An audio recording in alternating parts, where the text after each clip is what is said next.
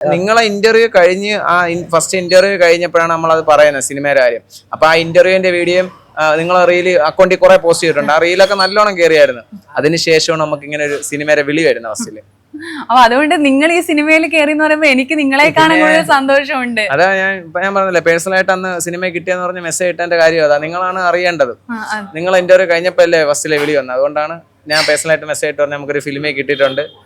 പിന്നെ അതിന്റെ തിരക്കും കൂടെ വർക്കിൻ്റെതും പിന്നെ ഈ പ്രൊമോഷൻ വീഡിയോസും ഈ ഫിലിമിന്റെ എല്ലാം കൂടെ ഭയങ്കര തിരക്കായിരുന്നു. 2 മാസത്തേക്ക് ഭയങ്കര തിരക്കായിരുന്നു. സത്യം നിങ്ങളില്ലേ അത്രയും കഷ്ടപ്പെട്ട് വളർന്നു വന്നുകൊണ്ടായിരിക്കും ഒരു കാര്യം കിട്ടിയപ്പോ ഒരു സിനിമയിൽ ഒരു അവസരം കിട്ടിയപ്പോൾ ഒരു ഇന്റർവ്യൂ ചെയ്തുകൊണ്ട് എന്നോടൊന്ന് ജസ്റ്റ് പറഞ്ഞു. അപ്പൊ നിങ്ങൾ എന്നും അങ്ങനെ എത്ര വലിയ വളർന്നു വന്നാലും എല്ലാരും ഒരുപോലെ തന്നെ പരിഗണിക്കുന്ന ആളായിരിക്കുമോ? അതങ്ങനെയാണ്. മറക്കൂല.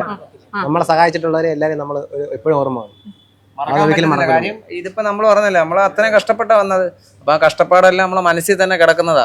അതുകൊണ്ട് ദൈവമായിട്ടാണ് ഇങ്ങനെ ഒരു വഴി കാണിച്ചു തന്നത്. ഇപ്പം കഷ്ടപ്പെട്ടില്ലായിരുന്നെങ്കിൽ നമ്മളിവിടെ നിൽക്കത്തില്ലായിരുന്നു.